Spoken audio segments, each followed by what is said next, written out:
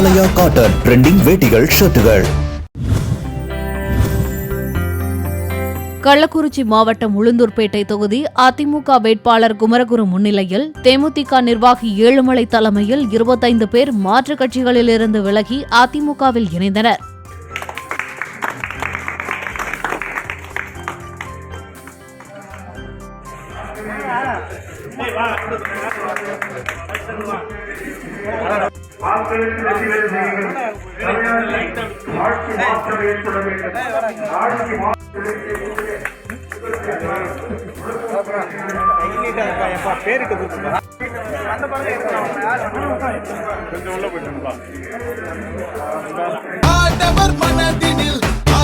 ஆலயா cotton trending வேட்டிகள் ஷர்ட்டுகள்.